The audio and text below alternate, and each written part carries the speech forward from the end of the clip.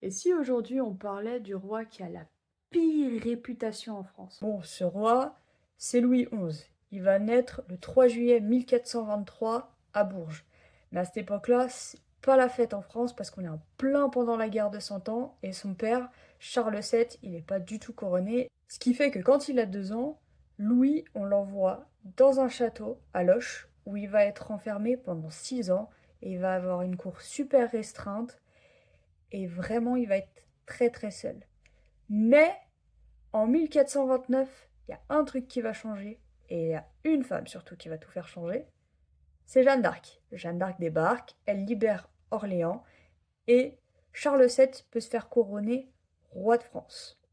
Bon, quand il a 13 ans, on le fait marier Marguerite d'Écosse, mais bon, comme c'est deux gosses qui ont 13 ans, le mariage, il est pas du tout heureux, et surtout, c'est un mariage forcé. Au milieu du XVe siècle, notre petit Louis, il commence à avoir de plus en plus de responsabilités, et il commence aussi à voir quelles sont les limites de son père en tant que souverain.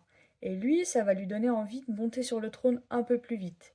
Et il va même se prendre dans un complot pour faire tomber son père quand il a 17 ans.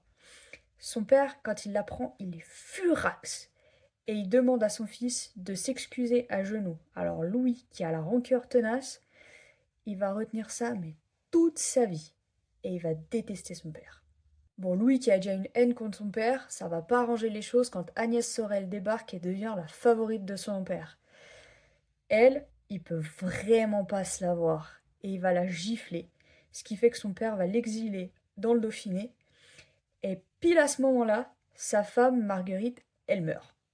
Mais notre Louis, il veut un deuxième mariage, et il veut surtout un héritier, du pouvoir et des sous.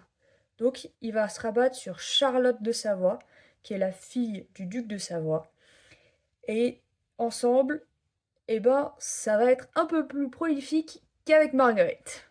En juillet 1461, là, ça y est, ça va beaucoup mieux. Papa meurt, Louis monte sur le trône, et sa femme lui donne enfin un gosse qui vit. Parce qu'avant, ils arrêtaient pas de crever les uns après les autres. Bon, ce gosse, c'est une fille. Et ils en auront une deuxième après. Mais lui, il veut un fils. Il veut la succession. Quand son fils arrive, c'est un gamin qui a une constitution super fragile et il faut le surveiller comme le lait sur le feu. Du coup, il installe toute sa famille à Amboise. Lui, il a 30 kilomètres de là et il demande tous les jours des nouvelles de son gamin pour savoir comment ça se passe.